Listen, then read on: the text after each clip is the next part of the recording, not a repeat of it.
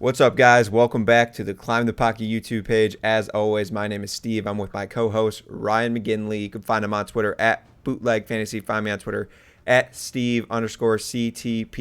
And we have a good one for you today. We're talking about our must-avoid players. Now, at this time in the offseason, it's pretty much pencils down. You have done your research. If you're here on YouTube watching our content, you're probably a pretty skilled fantasy football player, and you probably have done all the prep you could, and right now it is about that time where you have all of your evaluations on players. You know who you're taking, you know who you aren't taking, but let us give you our insight on who we are not taking in pretty much any single draft, and we'll give you our opinion. We are going to make it fun today. We're going to be doing the fantasy stop button. We're going to go through a list of our players that we are not drafting, and the other person is going to have the opportunity to slam the stop button and say, hey, I'm drafting that guy, and here's why. And we'll have a slight little, rebuttal back and forth, and I'll tell you why I'm not drafting him and so forth. So before we get into it, if you haven't checked out our website, go over to climbthepocket.com. We got tons of good articles. Follow us on Twitter at climbthepocket, and of course, subscribe to the YouTube page if you love our content. We really appreciate it. Like this video, it definitely helps us out, and drop a comment below of some of the guys that you are avoiding. Before we get into it, gotta say what's up to my co-host. What's up, Ryan? Listen, Steve, that was a flawless execution intro. I always feel like this is, legit thing we're doing. And, we're starting to take off a little bit. I'm starting to see some numbers creep up. I would like to, break a couple barriers before the season starts, which is coming up in I think it's less than 20 days at this point. So hopefully once the start sits videos start churning out, our train takes off from the station, and we're cooking. But we're setting a great foundation here, and I'm always excited to be on a video, and this is a great idea of yours. I haven't seen really any videos like this, so I'm excited to get into this. Yeah, like you mentioned, let's get to a milestone. Help us get to 600 subscribers. That would really help us out. And then once you're a follower, you're not going to want to miss any of our, as mentioned, starts, sit videos. We kind of did pretty well last year on those. A lot of people like to watch those, and we got some pretty good feedback on some of our starts and sits last year. So not going to want to miss those. They'll come every single week before you have to set your lineup. So subscribe now. Don't miss one of those videos. But hey, let's get into the game. I'm going to go ahead and start. I'm going to just start naming guys that I'm not drafting. They're completely off my draft board. And Ryan is going ahead and slam the stop button whenever he feels like I have made a mistake, whether it's because he is higher on him or he thinks he's going at a good value or he likes his ADP. Maybe I don't like his ADP. We will see. I do not know his list. He does not know my list. So this is completely genuine, and that's the fun of it. So here we go. And I think I'm going to get through the first. Go ahead. Steve, he's already stopping me. All I'm saying is you better not be real disrespectful here, because I'm not gonna lie to you. There's a name or two on here that you're not gonna love me saying I'm not touching. Yeah. But that's the fun of this. So I'm excited to see how quickly you can get me annoyed. Yeah, we will go slightly slow. I want to give the other person the opportunity to be able to think about it for just a second, but the real ones will be the arguments will come from the ones that they slam it right away. So. And we have no actual stop button, and I'm kind of sad about that. But, we'll just say stop, interrupt. It's going to be rude as hell. So here we go. First on the list, Kenyon Drake for the Arizona Cardinals. I didn't expect him to hit stop on that one. Next one, surprising to probably a lot of people in home leagues and whatnot who might not be so skilled in fantasy football and not known to the trends. But Lamar Jackson for the Baltimore Ravens. Steve, I think I'm going to stop you on that one just because I want to hear why. I'm not a big, if you watched the videos before, I'm not a big draft a quarterback early guy, but Lamar's kind of an anomaly where you're getting 1,000 yards rushing on top of his quarterback production. So maybe his ADP is a little rich for you. Maybe you saw the tweet I put out last night. Well, I guess I retweeted it, where the QB1 the last couple of years has not been the QB1 ADP going into the season. So I'm excited to see how you're going to spin this one. Lamar Jackson's certainly a guy I'd like to have in my fantasy football team, and probably more of a best ball pick for me. But as you mentioned, a second round pick is just, it's too much for me. I mean, when I play fantasy football, I like to go late round quarterback, but most of all, I want to grab a quarterback that I can get at a really good value in the draft that I can see definitely outperforming his ADP. And for Lamar Jackson to outperform his ADP of obviously quarterback 1 or 2, depending on what site you're looking at, and then in a second round, a second round draft pick, it's going to be tough to do, and I'd rather have a good, RB1, possibly an RB2 there, or a wide receiver one. It's very hard for me to take a quarterback in the second round, let alone the third round. Got Lamar Jackson and Patrick Mahomes kind of paired up in the ADP game this year, and unless they fall to the late third, which I do not see him happening in a lot of my home leagues, he's going to get drafted early, possibly in the second round where his ADP is. I can't see myself doing it, and because of that, he's off my draft board unless, I guess he's not completely off my draft board unless he slips down to round 3, possibly round 4, but I just know that won't happen. So I'm scratching the name off now, not even considering it, so off my draft board. Let's move on. I'm not even going to give you a chance to come back on that. Next one, Odell Beckham Jr. for the Cleveland Browns. No, hold up, Steve. Here we go. You know he's one of my boys. You know that his value's probably at its lowest really since he came into the league. I mean, once he was playing, he was kind of seen as a wide receiver 1, and he's not getting drafted that way. I know that he was in an offense that was historically terrible last year. We're getting a revenge toward Baker. I saw Odell has his hair back. He doesn't have the short cut anymore. So I also saw that one, I saw the slow-mo video. Oh, that of one Odell. video. Yeah, the video on Twitter got you. Everyone knows that their ADP rises at least 5 spots if there's a slow-mo video of them on Twitter. So there's a lot. I need to, get your take on this. Yeah, and you're not supposed to hold grudges in fantasy football, but Odell Beckham has burned me one too many times. And I know last year was the first year in a new offense, and the whole offense didn't really click the way it was supposed to be. Freddie Kitchens, obviously not a really good head coach in the NFL. Odell Beckham seems to, be saying all the right things as far as he's going to have a great comeback tour this year. Him and Baker are going to have a great connection. We'll see. I just don't know if I can buy on in this Cleveland Browns offense. They certainly have all the pieces and weapons to do so, but I don't know. I didn't really like the way I saw he played last year. I'm not a fan of Baker Mayfield, and obviously the quarterback and the wide receiver need to have a connection to be good, and he's going at the back end of that wide receiver 1 ADP, so it's just a little too rich for me. Find him in round 3, and I plan on going RB heavy early in a lot of my drafts. I certainly won't stick to that depending on which value slips to me, but I don't see him as my wide receiver 1 on a team. I see him as a wide receiver 2, and the only way I see that happening for me is if maybe I took Michael Thomas in the first round or Devontae Adams, and then I didn't like the running backs in round 3. Then maybe I'd go with a wide receiver, but it certainly wouldn't be Odell Beckham Jr. He's just off my draft board. He's burned me too many times, and I can't fall for that. I have a couple guys on my list that fit that category as well. I'm not holding a grudge. He's just a guy that I'll pass on. I'll scratch him off, and I'll act like he's not there. I think there's going to be other names there that I'd rather take that have more upside. Maybe not more upside, but more of a exciting watch, someone I'm more excited to have on my fantasy team. Moving on to the next guy. Todd Gurley, running back for the Atlanta Falcons. You know what? You don't have to comment. You can just. You know what? Actually, I'm going to do the thing that you shouldn't really be doing at this point in time. But the Falcons came out and they said they're going to try to get Todd Gurley 15 to 25 touches a game. Ooh. And I did the math. I went back. I looked at Devonta Freeman. His last, I guess, technically 4 years. 2015 on, he missed a full season. And he got 15 carries and 4 catches a game. He averaged 1,400 total yards. I think it was like 990 rushing yards and 450 receiving yards a year and 11 touchdowns. I did some quick arithmetic, added up the points. It ended up being like 270 fantasy points, and he was good for, I think, running back 7. If the numbers held true to last season, he would have been an RB7 if the averages were there. So if Todd Gurley plays 16 games, he might be a value. I mean, you get in that weird area of running backs with like Lev Bell and Fournette and Todd Gurley.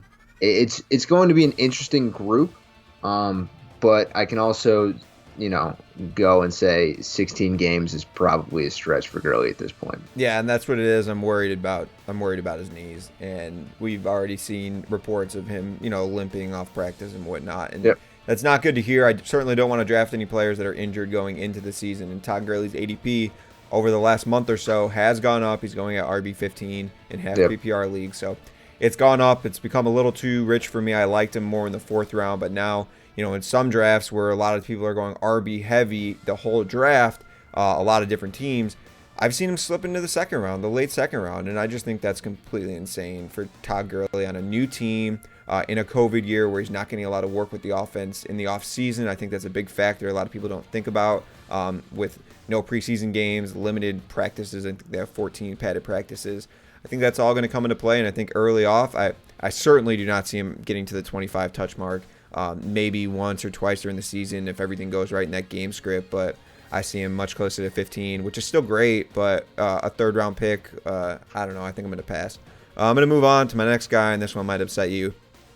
And I'll just say it's because of the ADP going in some of the guys he's going around, some guys I like later. It's Zach Ertz, tight end for the Philadelphia Eagles. I don't know if you have much to say on this. I'll give you the chance to hit the stop button.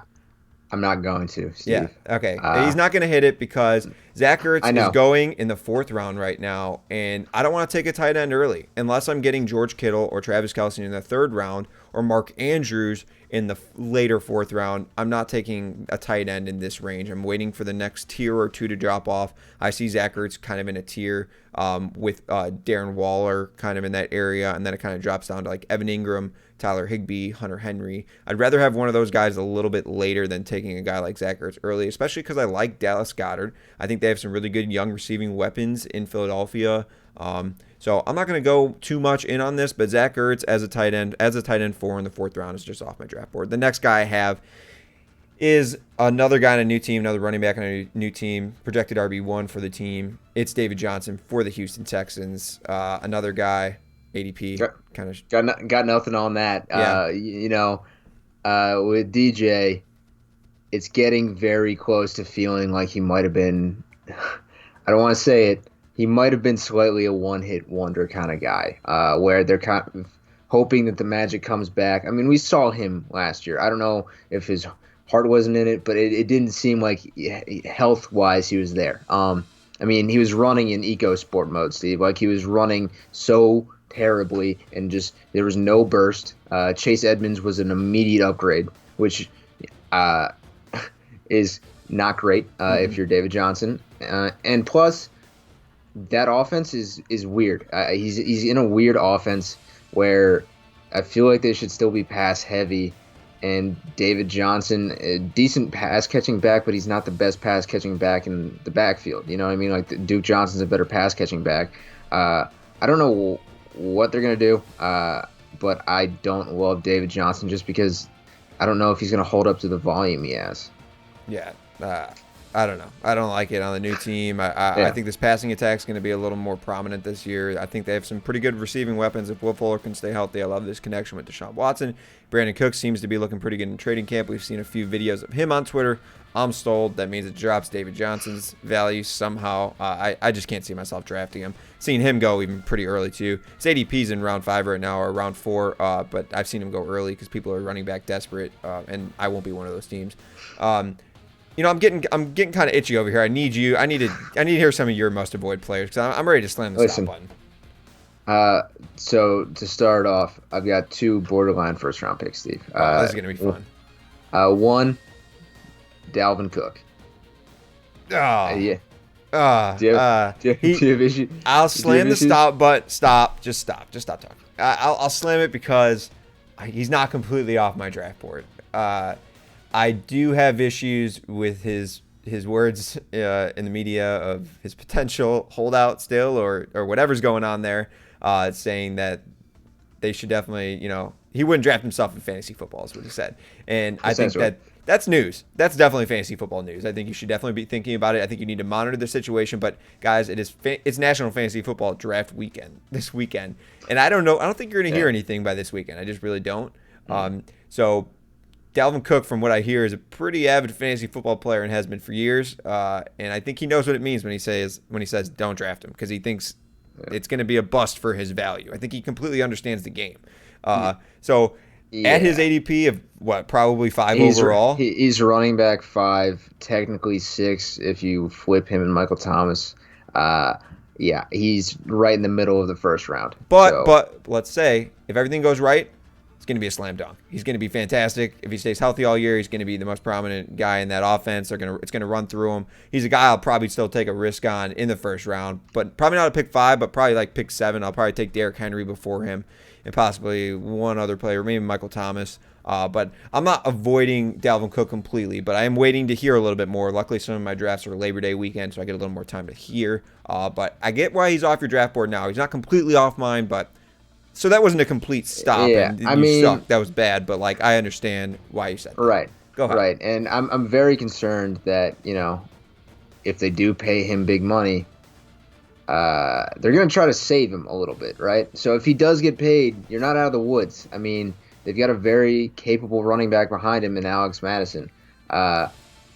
Mike Boone, on the other hand, don't really love Mike Boone. He tried to murder my fantasy season last year in Week 16. But Alex Madison's a good running back. I mean, if you're lucky if Dalvin Cook gets 60% of the carries. I really think that this year.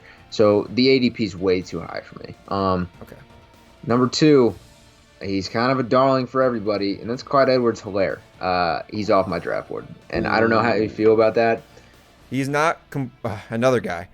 He's not completely off my draft board because I don't know in some of my home leagues how high he'll actually go. Yeah. If he goes at the end of the first round, I'm honestly, I might jump on him because I'm excited about him and I like the situation. I think now that Damian Williams isn't there, I can compare him to a Kareem Hunt-like season. I like what Andy Reid has said about him, comparing him to Brian Westbrook. You should know all about him, and that should get you kind of excited. You're probably just not happy with his ADP, but we've seen rookies get drafted in the first round of fantasy football drafts like Saquon Barkley, return huge value, Ezekiel Elliott, return huge value, and why can't Clyde Edwards-Helaire be that guy on the best offense of the league, the Kansas City Chiefs, defending Super Bowl champions with Patrick Mahomes leading the way, Tyreek Hill and Travis Kelce, taking some, attention away in the passing game. I definitely see him getting a lot of passing work, and just being a really good fit for this offense. So, it's hard for me to say I need to avoid a rookie in the first round, but I do understand that it is a COVID year, and he doesn't have a lot of work in this offense in training camps, OTAs, padded practices, all of that, preseason games, all that's very important for a rookie. So he might get off to a slow start, which could downgrade his first overall ADP. But if he goes in the end of round 1, I would find myself hard to steer away from him, but not too hard of an argument, but I'll stop him as completely off my draft board. He's not. Well, Steve, two things essentially are my thought process behind it. In a time that's weird, you try to lean on the people that you've grown with, you're accustomed to, right? And Pat Mahomes has a running back in that offense that he's played with before. And DeAndre Washington might be the sneakiest offseason signing of any NFL team in the league, It's crazy to think that this guy played with Pat Mahomes in college and no one's really talking about it. I think there's a lot to that. He understands how Mahomes works. Stop. I'm going to pull my rude stop button now. Go to the next guy. I can't hear this anymore. Listen, Steve. DeAndre Washington's going to take snaps from Clyde Edwards-Helaire. And also, as I bang on the drum of stability and consistency and being afraid of the general unknown, drafting a running back that's a rookie in a weird year in the first round, not my cup of tea. I'm taking anybody else besides him. But the next guy you already talked about, which I thought to me was going to be a slam dunk that you would hate, that I was bringing up, and that was Kenyon Drake. I mean, you came in the year ways. Guns blazing on Kenyon I see him Drake. The reports of him being in a boot, the reports of Chase Edmonds possibly looking like an RB1 like talent. Those are just things I'm steering away from, and I know 100%. He's going to get overdrafted probably right in the beginning of the second round. Hopefully I have more of a middle round pick so I don't have to think about it, but sure. I would really like to see his ADP drop a little more, maybe to the end of the second round. I'll feel a little more comfortable, but I'm glad you're out on him because I don't want to be. You're on the right side of history. You're on the right side of history. This little 2-week hiatus thing that's going on with the padded practices and all the slow motion Twitter videos, it's not going well for some players, and Kenyon Drake is one of those players. So I'm just getting grabbed in by that, and I'm out. So my next guy is Amari Cooper. How do you feel about that? You cool not drafting Amari Cooper? What's his ADP? He's wide receiver 13, overall 33. Yeah, I don't really want him. I kind of like Michael Gallup a lot, and I think CeeDee Lamb's going to Yeah. be pretty good. Yeah, no, I mean, the thing is, I tweeted out he had 7 games last year of under 50 yards. Yeah. Once again, harping on me being the guy who loves consistency, Amari Cooper firmly off my draft board. Yeah, no I've need to. never been so far away from a wide receiver in my life. Okay. The next one, I don't think you'll have an issue with Melvin Gordon. I'm not drafting Melvin Gordon. There is, I mean, no chance. I'm a big Philip Lindsay guy. I really do think it's going to be a split. I think Royce Freeman's the odd man out, but Melvin Gordon's not going to touch his ADP. So, Yep. No, he's not on mine either. the next one's kind of interesting. Tight end Darren Waller. Not drafting Darren. I think I could find myself drafting him at the right ADP, but Right. I won't be slamming the button on this one. He's in that tight end range that I mentioned before that I don't think I'm going to take a guy from. So, yep. So he's going to suffer from Zach Ertzitis, where he's going to get valued as an elite tight end after a year where everyone around him couldn't catch passes. I mean, they're going from having no pass catchers and it was just Darren Waller to they seemingly have a decent amount of pass catchers out there. So I don't think he's going to reach what he had last year. I mean, he went over 1,000 yards. I don't see that happening. So Darren Waller, see ya. The best thing about him was the value last year. Exactly, You want to find for that tight end who can return top 5 value that you find outside the top 12. So he's not. Yeah, exactly. No. Next, Devin Singletary. He's on my list too, off my draft board. Beautiful. Off my draft board. That's why, we make content together. Guys, it's not good. The team likes Zach Moss. Devin Singletary is certainly going to have a role in this team, but it's not going to be the RB1 workload that you were looking for before they signed Zach Moss, before you thought he was going to be the guy this year. Certainly earlier on in the year, if you're doing a mock draft, you would have taken Devin Singletary in the 3rd round. But now you're not. He's going in the 5th round still. I don't know how. He's someone's ADP that doesn't seem to slip as far down as it should. It somehow goes up, and I don't really get it. So he's off my board. Yeah, no, I completely agree. I mean, they didn't even attempt to say, Singletary might get a couple goal line touches. They didn't even defend him. They didn't even say Devin Singletary's the guy. No. We'll see what Zach Moss can do. They were like, we love Zach Moss. Exactly. And Devin Singletary is going to do similar to what he did last year. Wow, way to put a guy down and say that he's not your guy. Yeah, immediately. They did that early on. They did it a month ago. Yeah. And I've got 1, 2, 3, 4, 5 left. So if you want to give me, I'll go ahead and continue with a few more. I'll continue with a few more, and this one should be easy. I don't know if you're in my boat on this one, but I've been in this boat for years, and it's definitely helped me out. It's AJ Green for the Cincinnati Bengals. I was waiting for this. Yeah, this one's the obvious one. You're not slamming the button on this one, right? Nope. There's no way, dude. And it's strictly. I think his talent is still there when he's healthy. I think he produces. I think Joe Burrow is going to be better than people think this year. But AJ Green will not be healthy. He's not healthy now. Don't draft players who are not healthy going into this season. I don't think it's smart. And AJ Green is the prime example. I don't think this guy can stay on the field. I don't see him play more than hot take 6-7 games. I just don't see it. And I think, I don't know. I don't like AJ Green. I refuse to be beaten by the temptation. He's going as wide receiver 28. I think he should be somewhere around wide receiver 40, which sounds crazy for AJ Green, but maybe that's when I'll feel comfortable. If I got him at the right ADP, I'll take a shot on him because of name value and the fact that if he's healthy, he'll be the wide receiver 1 on his team, I think. But I'm not taking AJ Green. Nope. No, I'm right there with you, Steve. Yeah, my next player fits kind of in the same category, but not really. But a guy who's injured going into the season, and that's Deebo Samuel. I don't want to draft players who are early on. Do you slamming the button on this one? No, I'm not. It was a nose itch because I agree, Steve. That's You're right. His ADP is not slipping enough to where it should. He's injured going into the season. We don't know everything about his injury, and it's something that can linger.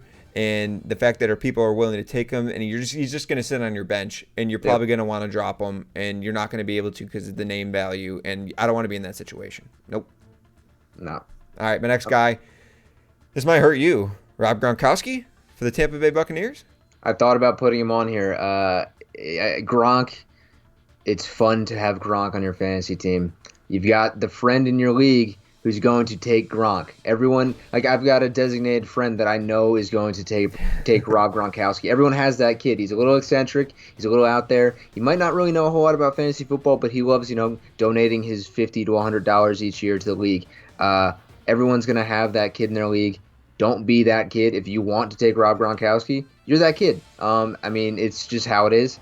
No, I do think Gronk will have a couple games where he looks good. There will be a couple games where he catches 2 touchdowns. Is he Cameron Brate? Essentially. He's essentially Cameron Brate, where I don't expect him to have 100-yard games. I don't expect him to have 80-yard games. This might get clipped. Somebody might clip this and send it in after week 3 and Gronk's got 400 receiving yards. I'm not taking the risk. Tight end is so deep this year that you don't need to take a risk on an old guy. Like, people have been burned by Jimmy Graham, I don't know, the last 6 years by taking somebody past their prime that's mainly going to be a red zone threat.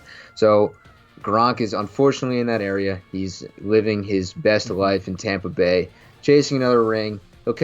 He may catch 10 touchdowns. But, I don't expect the yards to be there.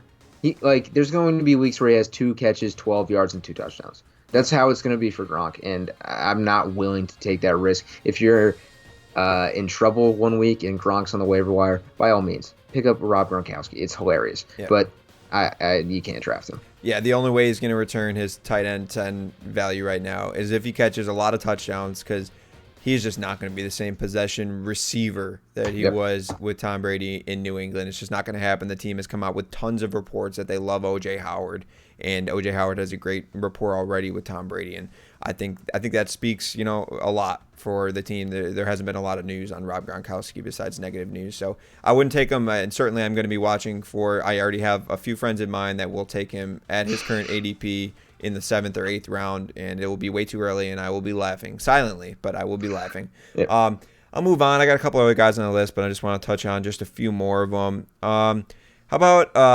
Keyshawn Vaughn for the Tampa Bay Buccaneers as well? I agree. Growing on Rojo, and I think Keyshawn Vaughn is one of those rookies that's going to struggle from not having those preseason games, those OTAs, those more padded practices. I think it's not going to be good for him. Maybe in a year or two, maybe as a dynasty asset, but he won't be on any of my teams this year. Going in the 10th round, it's not for me.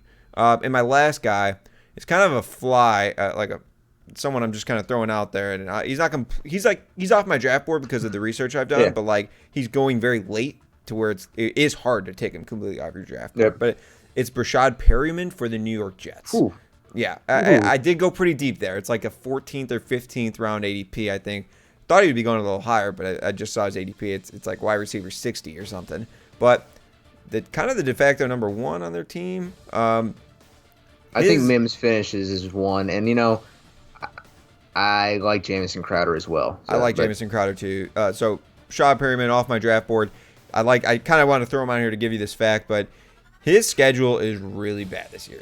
If he's going to be the number 1 wide receiver on his team, he's going to face these cornerbacks: Tre'Davious White, Richard Sherman, AJ Bouye, Patrick Peterson, Casey Hayward, Tre'Davious White again, Stephon Gilmore twice, Byron Jones twice, Jalen Ramsey. Dude, these are all on his schedule.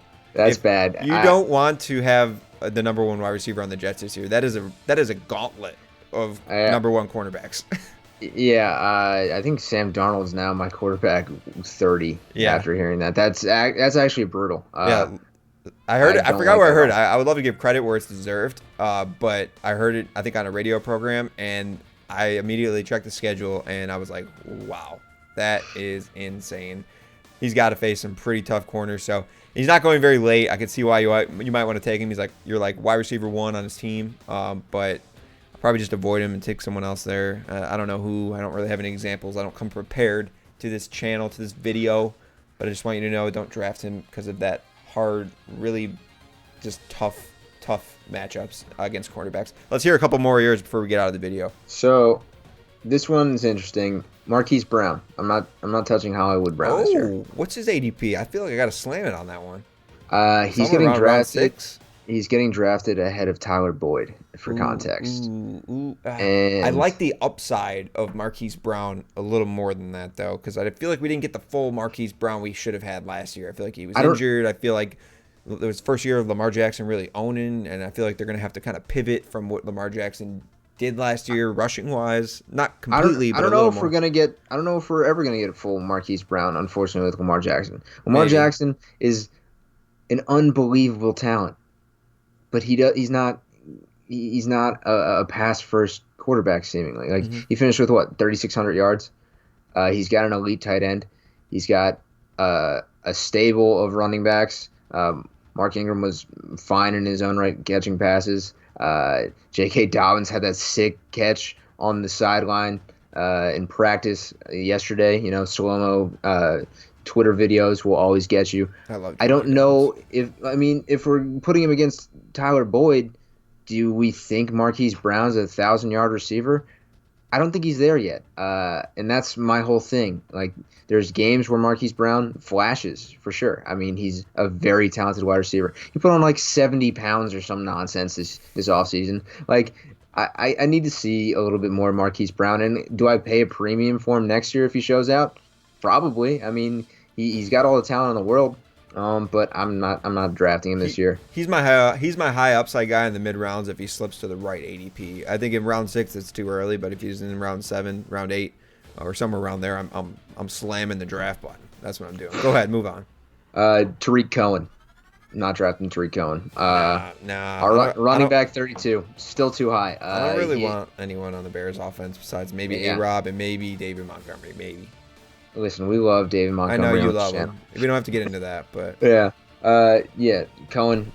I mean, he's got a quarterback in Mitch Trubisky who can't throw a ball out in the flat, so I'm not drafting him. nope. On Johnson's an obvious no. Yeah, that's a no. Here's my last real interesting one, and that's Jerry Jeudy. Oh. He's not off my draft board, but I don't like drafting rookies. I don't know. Yeah. No, rookie Give me your wide take. receivers are better when you pick them up halfway through the season. Yep. Me personally, I've gotten lucky twice doing this. I mean, I got A.J. Brown last year, probably middle of the year, maybe a little earlier, I think as Mariota left. And Odell Beckham Jr. was the same case. They kind of need a little way time to, back. yeah, they need a little time to bake in the oven. And Jerry Jeudy is stepping into an offense with a quarterback that still needs to kind of establish himself. He's not the number one wide receiver. Cortland Sutton's, he could be an all-pro. Cortland Sutton, he's got that talent. Noah Fant's still there. Melvin Gordon, pretty solid pass catching back. Not great for fantasy, but he's a pretty decent pass catching back. And, KJ Hamler, I've seen a lot of videos of KJ Hamler, and they would be dumb to not play KJ Hamler. So I don't know if Jerry Jeudy is going to be worth even, like, he'll be good in some games, but I don't think the entire season, I don't think he's going to be on rosters the entire year. So Jerry Jeudy. Do you like CD Lamb a lot better for this year? Listen, I yes, feel like they're probably very similar in ADP. I don't have it in front of me. They are. I forget. I think CeeDee Lamb's actually going ahead of him. I like CeeDee Lamb a lot just because I don't know where Drew Lock fits. But I know Dak Prescott's a 5,000-yard passer. They lost Randall Cobb, and I mean all those yards there for the taking. Yep. Plus, like I said, Amari Cooper not that great at football. Okay. So yeah, no, I like CeeDee Lamb a lot more over Jeudy. And honestly, this might be a little homery. I think I take Rieger over Jerry Jeudy. Mm-hmm. So not surprised to hear that one. It might be a little homery. From the Philly boy himself. Yeah, and the last one, I'm not drafting a single Washington football organization running back. Yeah, I'm sick of that. I'm sick of the Antonio Gibson hype. I just don't. It's another rookie on a team that doesn't have, or in a year where he doesn't have a lot of time to prepare. They're going to go to AP. I know it. They're going to go to AP early because he's a veteran. He knows how to handle. He doesn't need a full off season. He's like a Frank Gore 2.0. He hasn't played quite as long, but he can definitely get the job done still. I think that's not being talked about enough. Yeah, I mean Adrian Peterson, I don't think has broken a tackle in a couple years, which is sad. That was what he was, but he's still going to run for 900 yards if he plays in 16 games. So it's not enough for me to keep on my fantasy team. And I like the idea of Bryce Love. I mean, he should have been a Heisman winner if he didn't blow his knee out in like 12 spots. So it's going to be interesting to see what their backfield is. I think it's going to be a full-on committee. I'm not touching any of these guys. If you take a risk on one of them, expect to be annoyed. That's all I can say. Like, you're going to wonder why the 30, I think 4-year-old at this point, Adrian Peterson's getting goal line work when you took Gibson. If Even you though take Gibson's if you kind of take if you take Bryce Love or something later on, you're probably gonna drop him anyway. Like it's just gonna 100%. happen. Antonio Gibson possibly the same way. Draft guys who you think can remain on your roster for as long as possible because they're actually producing. They're a good bench asset. All of that. And I would like to tell everyone, any quarterback before round 8 is off my board. Okay. We won't Matt get into that. Matt Stafford, quarterback 13. That's his guy. 5,000 yards, 35 touchdowns. That's a lock it in. Clip it. Someone clip it. It's going to be on the Twitter. year. Clip it. Matt Stafford. All right.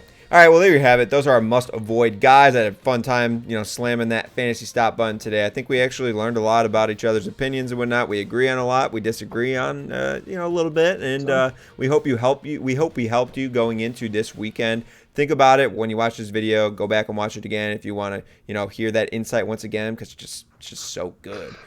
Subscribe to the channel. We really appreciate that you've watched this long. Like the video. It really helps us out. And drop a comment below. We love to interact below. That's one of our favorite things. We always get to everyone's comments. Ask any question. Doesn't even have to be related to this video. Hit us up on Twitter. DM us. And Ryan mentioned on Twitter today, he will follow you on Twitter. He would love to be DM, talk fantasy football with anyone. That's just what he does. He's a man for the people. Gotta be. Yeah, gotta be. So check out the website. Subscribe to the channel once again. Thanks for coming today, and good luck in your fantasy football drafts. We'll see you next week.